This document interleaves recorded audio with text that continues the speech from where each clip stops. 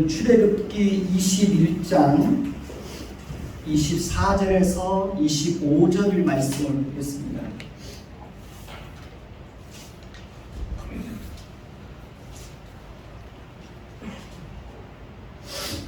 출애굽기 21장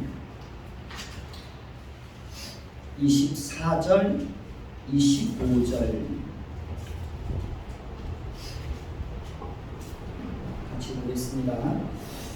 눈은 눈으로, 이는 이로, 손은 손으로, 발은 발로, 된 것은 된 것으로, 상하게 한 것은 상함으로, 때린 것은 때림으로 갚을지니라. 우리 지금 십계명의 말씀을 살펴보고 있습니다. 출애굽기 20장에는 십계명의 말씀을 이렇게 말씀을 하고 있고, 또 21장부터 23장까지는 출애굽기의 십계명의 말씀을 우리의 삶 속에서 어떻게 구체적으로 또 이렇게 실현해야 하는지에 대해서 말씀을 하고 있습니다. 우리가 기억해야 할 것은 하나님이 세우신 율법 속에는 하나님의 마음 또 하나님의 성품이 풍성하게 드러나고 있다고 하는 것입니다. 하나님이 세우신 그 율법 속에는 우리가 한 사람 한 사람을 대할 때 어떻게 그들의 인격과 인권과 권리를 존중하고 세심하게 배려해야 하는지에 대해서 말씀을 해주고 있습니다. 출애굽기 21장 2절에서 11절에는 우리가 지난주에 살펴본 내용인데요, 종에 대한, 노예에 대한 말씀이 기록되어 있습니다. 하나님께서 이스라엘 공동체 안에서 법규를 세울 때 가장 먼저 종에 대한, 노예에 대한 규례를 말씀하시고 있는 것은 하나님의 마음과 하나님의 관심이 어디로 향하고 있는지를 분명하게 보여주고 있습니다. 하나님의 마음은, 하나님은 항상 고아와 과부와 나그네와 빚진 자들에게 세심하게 배려해야 할 것을 말씀을 하고 있습니다. 오늘 여러분들에게 제가 반복해서 강조해서 드리는 말씀이 있을 것입니다. 그것이 바로 세심한 배려입니다. 세심한 배려. 자, 출애굽기 21장 9절에서 10절을 보면 한번 볼까요? 출애굽기 21장 9절에서 10절을 보면 제가 먼저 읽습니다. 만일 그를 여종을 자기 아들에게 주기로 하였으면 그를 어떻게 딸같이 대우할 것이요. 10절 여러분들이 읽습니다. 만일 상관이 다른 여자에게 상가될지라도 그 여자의 음식과 의복과 동침하는 것은 끊지 말 것이요. 예, 이 말씀은 4,000년 전에 이스라엘 백성들에게 주어진 말씀입니다. 그 당시에는 노예는 인간이 아니었습니다. 노예는 주인의 재산이었고 주인의 소유물이었습니다. 그러니까 마음대로 사고 팔 수 있는 주인의 소유물로, 그러니까 물건으로 그렇게 취급되고 있었습니다. 만약에 주인이 노예를 때려서 죽여도 어떤 처벌도 받지 않는 그런 시대였습니다. 그럼에도 불구하고 하나님은 주인들이 노예를 대할 때 어떻게 세심하게 배려해야 할 것인지에 대해서 말씀해 주고 있습니다. 이 말씀 속에는 노예들을 향한 하나님의 마음이 어떠한지를 잘 보여주고 있습니다. 하나님께서 노예들을, 형편이 어려워서 어떻게 노예가 된 사람들, 그 노예가 된 사람들을 얼마나 불쌍히 여기고 사랑하고 그들의 인격과 인권을 존중하고 세심하게 배려해야 하는지를 잘 잘 보여주고 있습니다.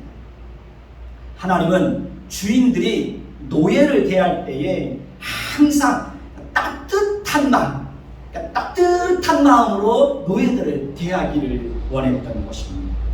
심지어 여종이 자기 아들의 아내가 되었으면 그를 어떻게 여겨주라는 거예요? 자기 딸처럼 그렇게 사랑하고 아껴주라고 말씀을 하고 있습니다. 설령 다른 여자에게 장가들었어도 먼저 관계했던 그 여종의 음식과 의복과 성관계하는 것은 끊지 말라라고 말씀을 하고 있습니다. 그러니까 4,000년 전에 이러한 말씀들이 이스라엘 공동체에게 주어지고 있다고 하는 것은 거의 혁명적이라고 말씀을 드릴 수 있습니다.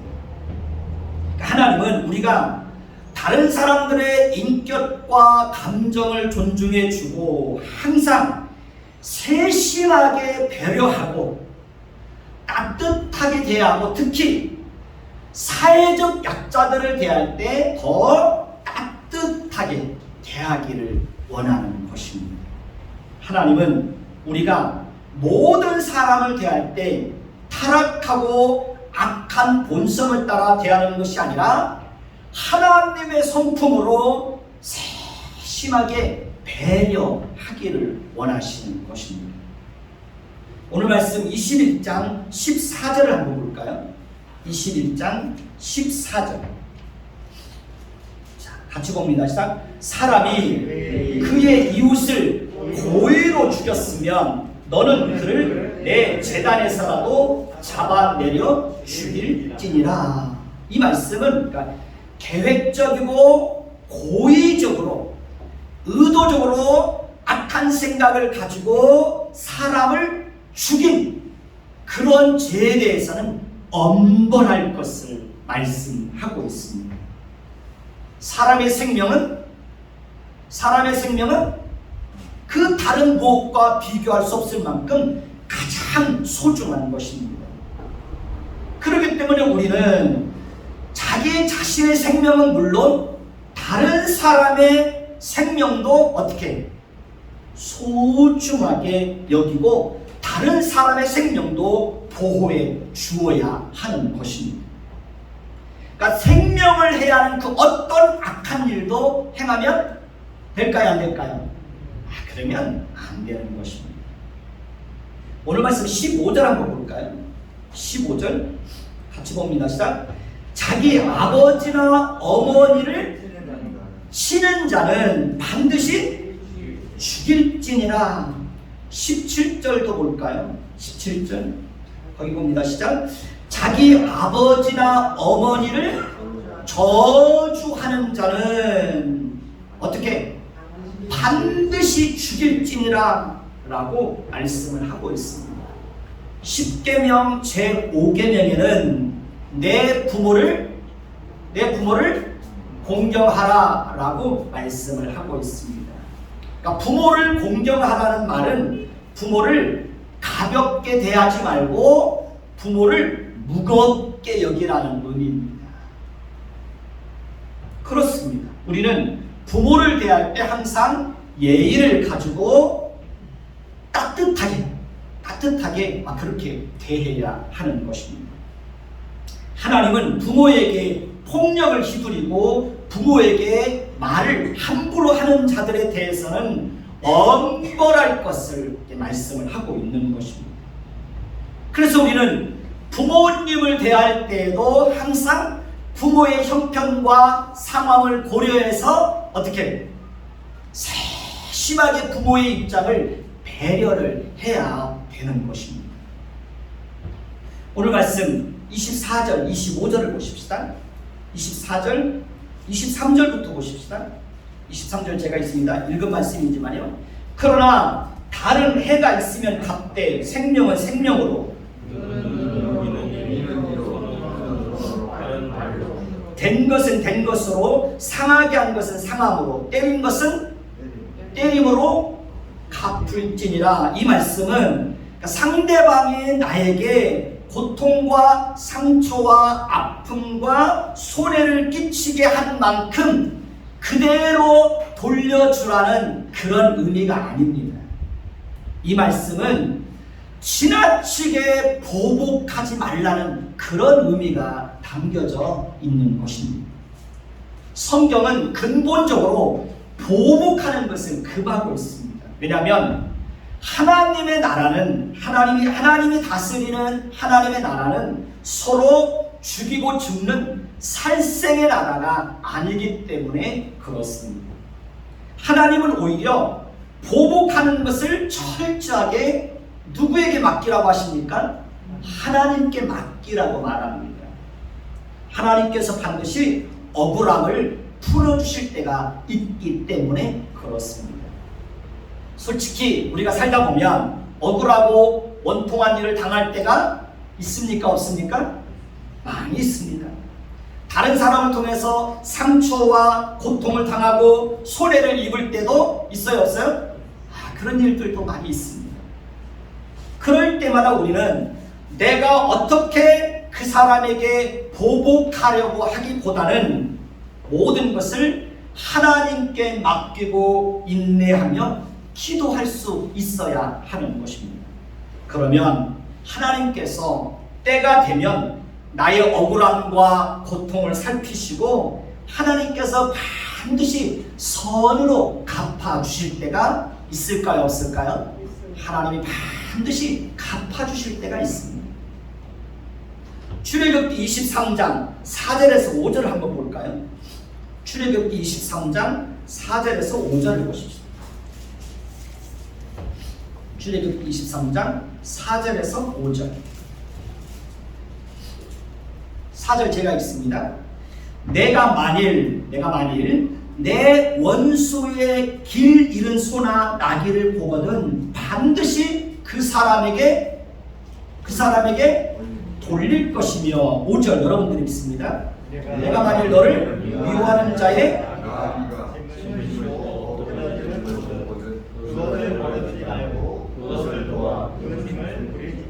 성경은 그러니까 지나치게 보복하는 것을 금하고 있고 근본적으로 보복하는 것을 금하고 있습니다. 그러나 하나님은 거기에서 멈추지 않고 오히려 적극적으로 원수에게까지라도 뭘 베풀라는 거예요?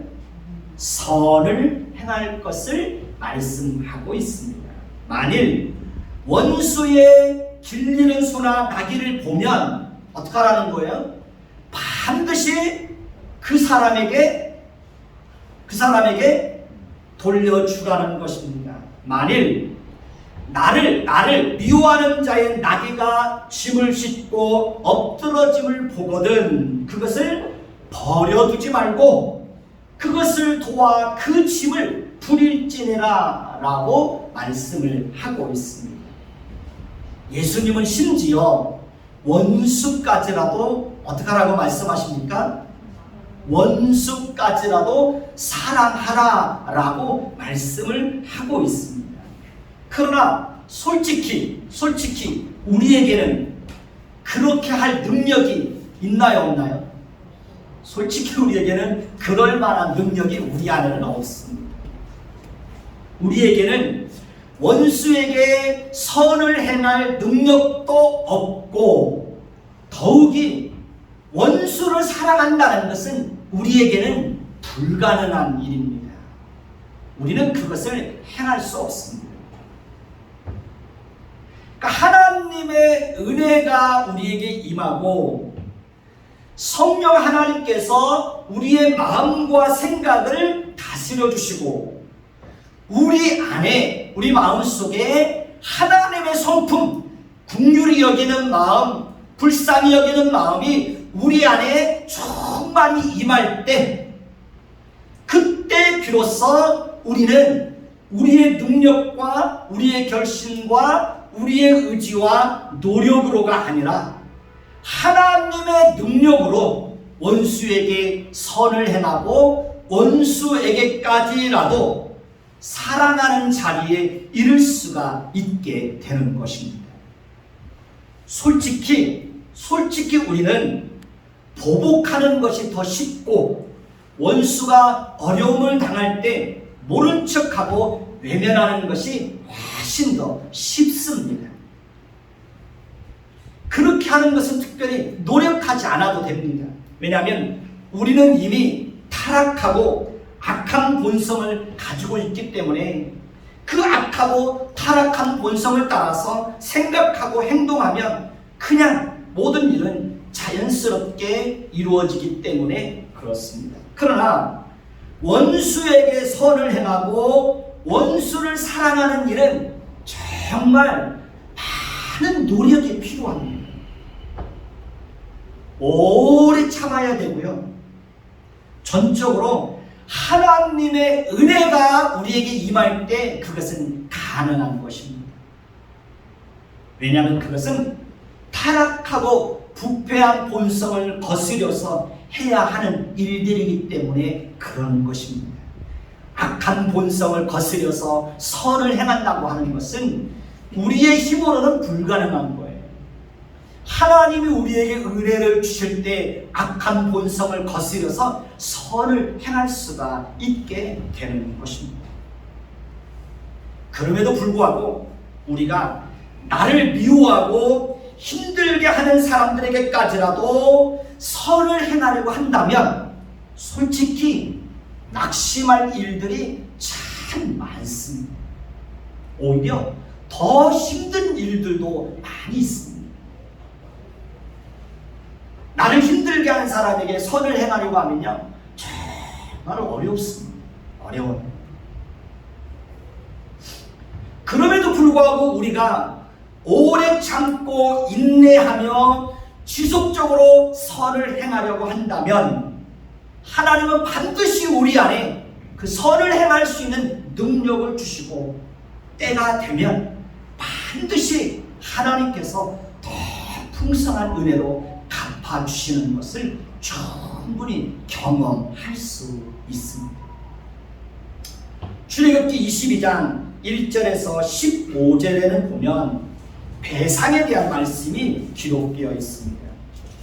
만약에 고의적이든 고의적이지 않던 다른 사람들에게 어떤 손해를 끼치게 되었다면 반드시 더 많은 것으로 더 좋은 것으로 배상해야 한다고 말씀을 하고 있습니다. 22장 1절을 보실까요? 22장 1절 보겠습니다. 22장 1절 같이 읽습니다. 사람이 소나 양을 도둑질하여 잡거나 팔면 그는 소 한 마리에 소 5마리로 갚고 양 한 마리에 양 4마리로 갚을지니라 라고 말씀을 하고 있습니다. 22장 5절에도 볼까요? 22장 5절 같이 봅니다. 시작. 사람이 밭에나 포도원에서 짐승을 먹이다가 자기의 짐승을 놓아 남의 밭에서 먹게 하면 자기 밭에 가장 좋은 것과 자기 포도원에 가장 좋은 것으로 배상할지니라 라고 말씀하고 있습니다. 우리가 사는 세상을 보면 고의적으로 다른 사람에게 큰 손해를 입히게 하는 경우들이 있어요, 없어요? 그런 일들이 많이 있습니다. 그러나 우리는 그 어떤 경우에도 다른 사람들에게 손해를 입게 하는 일들을 행하면 안 된다는 것입니다. 10계명 제8계명이 뭡니까? 10계명 제8계명이 뭡니까? 도둑질하지 말라입니다. 10계명 마지막에는 내 이웃의 집을 탐내지 말며 내 이웃의 소유를 탐내지 말라고 말씀을 하고 있습니다. 하나님께서 우리에게 이러한 계명을 주시고 있는 것은 다른 사람의 재산을 소중하게 여기고 보호해 주어야 한다는 그런 말씀이기도 하지만 하나님께서 정말 우리에게 하고 싶은 말씀이 있습니다. 그것이 뭔지 아십니까? 우리가 다른 사람의 것을 도둑질하고 남의 것을 탐내서 빼앗지 않아도 우리에게 정말 필요한 것이 있다면 그 필요한 것을 누가 채워준다는 거예요? 하나님이 채워준다는 거예요. 그런 약속이 그 속에는 담겨져 있는 것입니다. 우리에게 필요한 것은 하나님께서 반드시 채워주신다는 거예요. 그러니 우리는 다른 사람의 것을 도둑질하고 남의 것을 속여서 빼앗아서 내 욕심을 채우려고 하는 사사로운 그런 욕심을 어떻게 해요? 버리라는 거예요. 버리라는 겁니다. 우리의 필요한 것은 하나님께서 반드시 채워주신다는 그런 믿음이 있어야 도둑질하고 남의 것을 탐내서 빼앗아서 내 욕심을 채우려고 하는 유혹에서 벗어날 수 있는 것입니다. 우리는 하루하루 어떻게 살아야 됩니까? 성실하고 정직하게 살아야 합니다.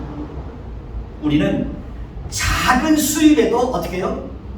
작은 수입에도 충분히 감사하고 만족할 수 있어야 되는 것입니다. 자, 출애굽기 22장 25절에서 27절을 보십시다. 출애굽기 22장 25절부터 27절까지 보겠습니다. 자, 제가 먼저 읽습니다. 내가 만일 너와 함께한 내 백성 중에서 가난한 자에게 돈을 꾸어주면 너는 그에게 채권자같이 하지 말며 이자를 받지 말 것이며 내가 만일 요새 옷을 전당당했거든 내가 지기 전에 그에게 돈을 내라. 그것이 유일한 옷이라. 그것이 그의 알몸을 가릴 옷인즉 그가 무엇을 입고 자겠느냐. 그가 내게 부르짖으면 내가 들으리니 나는 자비로운 자임이라. 하나님은 가난한 자에게 돈을 꾸어주면 비록 돈을 갚지 못하는 상황이 발생한다고 할지라도 어떻게 하지 말라는 거예요? 채권자처럼 재촉하지 말고 더 나아가서 뭣도 받지 말라는 거예요? 이자도 받지 말라는 거예요. 가난한 자에게는 그렇게 하라는 거예요. 그리고 이웃의 집을 정당 잡거든 해가 지기 전에는 그에게 그것을 돌려주라는 겁니다. 왜냐하면 그것이 그에게는 유일한 것이고 알몸을 가릴 수 있는 것이고 잠을 잘 때 이불처럼 덮고 자야 하는 것이기 때문이라고 말씀을 하고 있습니다. 만약에 그렇게 하지 않으면 하나님께서 가난한 자의 부르짖음을 들으시고 그 죄를 물을 것이라고 말씀하고 있습니다. 하나님께서 이렇게 빚진 자와 가난한 자에 대해서 세심하게 배려해야 할 것을 말씀하시는 것은 하나님은 어떤 분이시기 때문에 그렇습니까? 하나님은 자비로우신 분이시기 때문에 그러는 것입니다. 그렇습니다. 하나님은 자비로우신 분이십니다. 하나님은 긍휼이 풍성하신 분이십니다. 그렇기 때문에 우리가 만나는 모든 사람들, 특히 가난한 자와 고아와 나그네와 빚진 자들에게 하나님의 자비하심과 긍휼하심을 따라서 어떻게 해야 됩니까? 그 사람의 형편을 어떻게 해야 돼요? 세심하게 배려해야 하는 것입니다. 세심하게 배려해 줘야 되는 거예요. 우리가 만나는 모든 사람들에게 하나님의 자비와 긍휼을 풍성하게 베풀어 주어야 하는 것입니다. 그것이 하나님의 백성된 자의 삶입니다. 사무엘하 17장 27절에서 29절에 보면요, 압살롬의 반란으로 인하여서 다윗이 예루살렘에서 쫓겨나 요단을 건너서 마하나임에 이르렀을 때 암몬 족속에게 속한 사람 소비와 마길과 바르실레가 다윗과 그의 일행들을 위해서 침상과 대야와 질그릇과 밀과 보류와 밀가루와 볶은 곡식과 콩과 팥과 볶은 녹두와 꿀과 버터와 양과 치즈를 가져다가 다윗과 그의 백성들에게 공급해 주는 것을 봅니다. 그들이 그렇게 했던 것은 그들의 생각에 다윗과 그의 일행들이 시장하고 곤하고 목마르겠다는 그런 생각을 가지게 되었기 때문에 그렇습니다. 그러니까 하나님은 다윗의 범죄에 대해서 무섭게 진노를 내리시는 중에서도 소비와 마길과 바르실레를 통해서 놀라운 긍휼과 자비와 세심한 배려를 아끼지 않는 것을 볼 수가 있습니다. 소비와 마길과 바르실레는 하나님의 마음으로 다윗과 그의 일행들을 위해서 세심한 배려를 했던 것을 볼 수 있습니다. 그러니까 다윗이 가장 힘들었을 때 소비와 마길과 바르실레의 그 세심한 배려로 인하여 다윗과 그의 일행들은 큰 위로와 용기를 얻을 수 있었던 것이고 반란군을 진압할 수 있게 되었던 것입니다. 열왕기하 4장 8절에서 13절의 내용을 보면 수넴에 사는 한 귀한 여인이 있습니다. 그 여인이 그의 남편과 상의해서 엘리사 선지자를 위해서 방을 만들고 그 방에다가 침상과 책상과 의자와 촛대를 두고 엘리사 선지자가 그곳을 지날 때마다 음식을 대접하고 그곳에서 쉬게 하는 것을 볼 수 있습니다.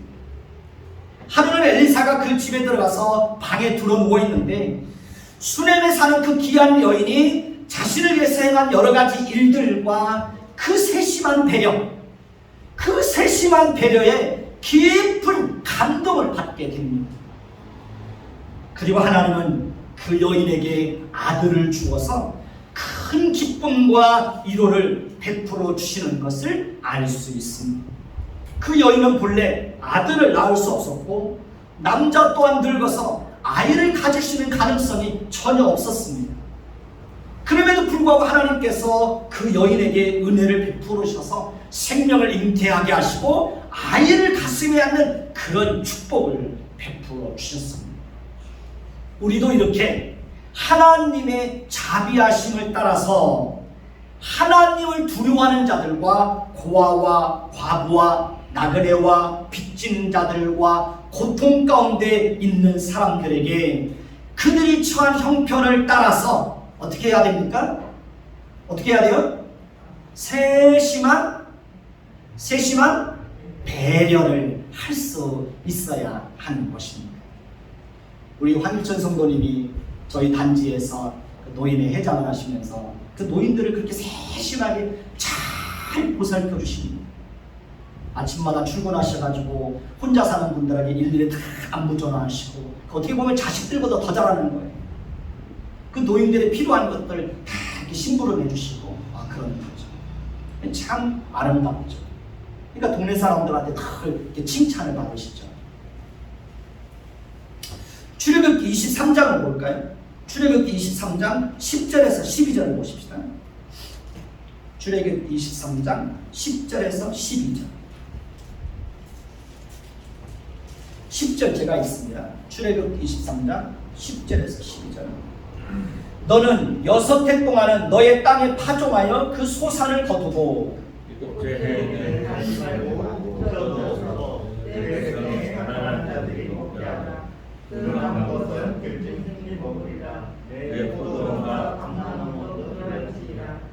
너는 6해 동안에 내 일하고 7째 날에는 쉬라. 내 소와 나귀가 쉴 것이며 내 여종의 자식과 나그네가 숨을 돌리리라. 하나님께서 6해 동안에는 땅에 파종하여 소산을 거둘 것이지만 7째 해는 갈지 말고 어떻게 하라는 거예요? 어떻게 하라는 거예요? 묵혀두라는 겁니다. 하나님께서 그렇게 하신 이유가 뭡니까? 가난한 자들과 들짐승들이 먹을 수 있도록 하기 위해서입니다. 그리고 하나님은 엿새 동안에는 일을 할 것이지만 일곱째 날에는 어떻게 해요? 쉬라고 말씀하십니다. 그 이유는 소와 나귀와 여종과 자식과 나그네가 쉬고 숨을 돌리도록 하시기 위해서입니다. 이 말씀 속에도 하나님의 그 자비하심을 따라 가난한 자들과 들짐승들에게까지라도 어떻게 하라는 거예요? 어떻게 하라는 거예요? 세심하게 배려하라는 것입니다. 우리도 그렇게 우리가 만나는 모든 사람들에게 어떻게 해야 된다고요? 어떻게 해요? 세심하게 배려해야 한다는 것입니다. 저희 어머님이 여기 올라오셨다가 내려가셨잖아요. 저희 어머님 좀 몸이 아프시다고 그래서 가서 내려가서 이렇게 모시고 올라와서 또 한 20일 동안 이렇게 저희하고 같이 계시다가 이제 모셔다 드렸잖아요. 세심한 배려를 한 거지 우리 어머니한테. 요즘에요, 저희 어머님한테 전화를 하면 어머니 목소리가 얼마나 밝아졌는지 몰라요. 아들아 고맙다, 며느리 수고했다. 그러니까 그게 저희 어머님한테는 그게 큰 위로가 되었는가 봐요. 요즘에는 이렇게 밥도 잘 챙겨 드시는 것 같아요. 하루에 배지밀도 2개씩 드신대요. 어머니에게는 그게 큰 위로가 되었고, 그러다 보니까 아들이 전화만 하면 목소리가 얼마나 밝은지 그게 저도 보기 좋더라고요.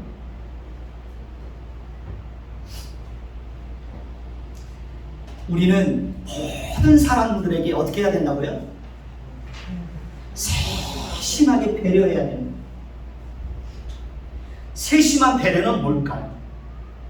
세심한 배려는 상대방의 형편을 자세히 살피고 상대방에게 정말 무엇이 필요한지, 어떤 도움을 주어야 하는지 깊이 헤아리고 정말 그 사람에게 필요한 것을 세밀하게 공급해 주는 거예요. 그게 뭐예요? 세심한 배려예요. 세심한 배려예요. 그리고 세심한 배려는 상대방의 말을 잘 들어주는 거예요. 세심한 배려는 상대방의 마음과 감정까지도 세심하게 살펴서 그 사람이 무엇 때문에 힘들어하는지, 그 사람의 감정의 상태가 어떠한지 잘 살펴주는 거예요. 세심한 배려는 고통당하는 사람들과 함께 있어주는 거예요. 세심한 배려는 상대방을 대할 때 항상 따뜻하고 친절하고 예의 바르고 위로와 칭찬과 격려의 말을 아끼지 않는 거예요. 그게 세심한 배려예요. 하나님은 저와 여러분들이 모든 상황 속에서 우리가 만나는 모든 사람들에게 그리스도인으로서 하나님의 그 자비하심을 따라서 어떻게 대하기를 원하는 거예요? 어떻게? 세심하게 배려하기를 원하시는 것입니다. 하나님께서 이스라엘 백성들에게 특별히 가난한 자와 빚진 자와 나그네와 고아와 노예들에게 하나님의 자비하심을 따라 세심하게 배려를 아끼지 않아야 할 것을 말씀하시는 이유가 뭘까요? 그 이유는 그들도 이미 애굽에서 나그네로 있었기 때문에 그렇습니다. 오늘 말씀 22장 21절을 보십시오. 오늘 말씀 22장 21절을 보십시오. 21절 같이 봅니다. 시작. 너는 이방 나그네를 압제하지 말며 그들을 학대하지 말며 너희도 애굽 땅에서 나그네였음이로다. 23장 9절도 볼까요? 23장 9절 같이 봅니다. 시작. 너는 이방 나그네를 압제하지 말라. 너희가 애굽 땅에서 나그네가 되었음즉 나그네의 사정을 잘 아느니라. 이스라엘 백성들은 애굽 땅에서 430년 동안이나 나그네 생활을 했습니다. 그들은 그곳에서 노예로 지내는 동안 온갖 핍박과 박해와 고통과 배고픔과 비참함과 억울한 일들을 겪으면서 지내야 했습니다. 그렇기 때문에 그들은 누구보다도 나그네와 노예와 가난한 자의 사정을 잘 알고 있습니다. 저는 빚진 자의 마음을 잘 압니다. 저는 가난한 자의 마음을 잘 압니다. 저는 부모가 돼서 아이들 넷을 키우다 보니까 부모의 마음도 잘 알게 되었습니다. 왜냐하면 제가 빚진 자와 가난한 자와 부모의 입장이 되어 보았기 때문에 그렇습니다. 우리는 항상 상대방의 입장이 되어서 생각해 보아야 합니다. 나의 입장에서 생각하고 판단하고 정죄하고 비난할 것이 아니라 상대방의 입장이 되어서 상대방의 행동을 이해하려고 하면 많은 부분들을 이해하고 용서하고 품어주고 용납할 수 있게 되는 것입니다. 세심한 배려는 역지사지의 마음을 가지고 상대방을 이해하고 노력하고 마땅히 도와줘야 할 것이 있다면 기꺼이 도움을 베풀어 주는 것입니다. 저희 딸이 루안다에서 함께 일하시는 분 중에 크리스라는 현지인이 있습니다. 저도 우리 딸하고 이렇게 통화를 할 때마다 그 크리스라는 그 현지인하고도 이렇게 통화를 합니다. 그 사람은 한국말도 잘합니다. 영어도 잘합니다. 그 사람이 한국말을 잘하는 것은 3년 동안 한국에서 지냈던 경험이 있기 때문에 그렇습니다. 크리스라는 이 현지인은 한국에서 지내는 동안 피부가 검다는 것과 그 다음에 친구가 없다는 것, 그 다음에 경제적인 문제 때문에 많은 고생을 하면서 한국에서 지내었다고 합니다. 밥을 먹을 때도 늘 혼자 먹는 시간이 많았기 때문에 외로움 속에서 지내었다고 합니다.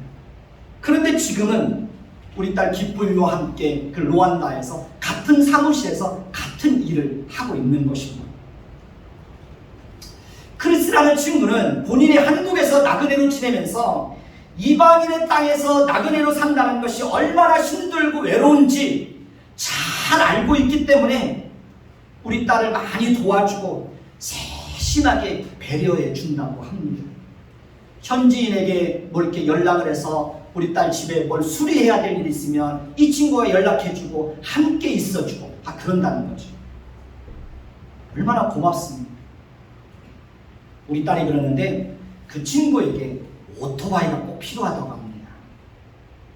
한국 돈 50만 원 정도면 오토바이를 구입할 수 있다고 합니다.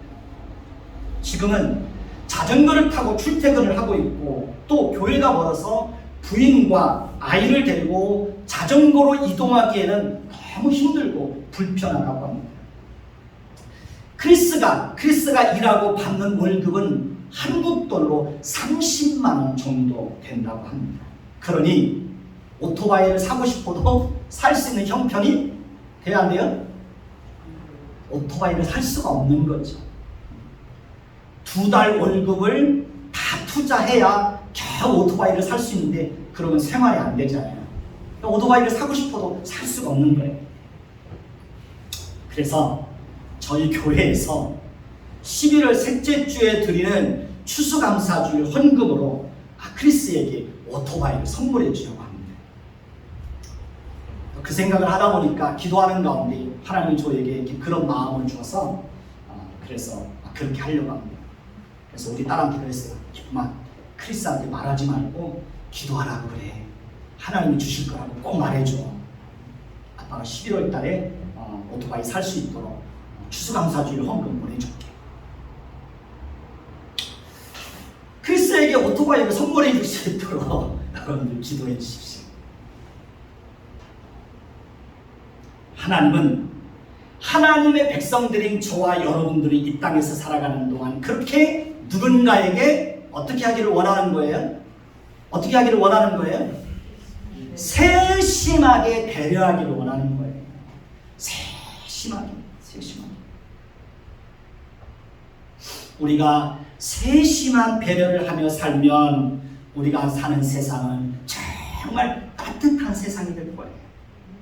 여러분 가정에서 가족 구성원들에게 세심한 배려를 하면 여러분 가정은 어떤 가정이 될까요?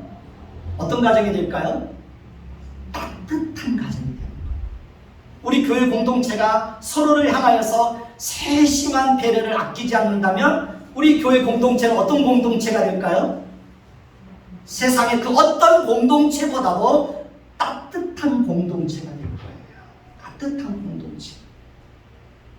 저는 우리 아이들이 부산에서 올라온다든지 광주에서 올라온다든지 그러면 저도 여유가 없지만 아이들의 교통비를 항상 챙겨주는 거예요. 그게 뭐예요? 세심한 배려. 세심한 배려. 그래서 저와 여러분들이 그렇게 늘 그렇게 오늘 여러분들의 귀에 익숙하게 들려졌던 말씀이 있죠. 뭐예요? 세심한 배려. 잊지 마십시오. 서로에게 한번 말해봅시다. 세심하게 배려하며 합시다. 그렇게 할 수 있기를 예수님의 이름으로 축원해 드리겠습니다. 기도하겠습니다.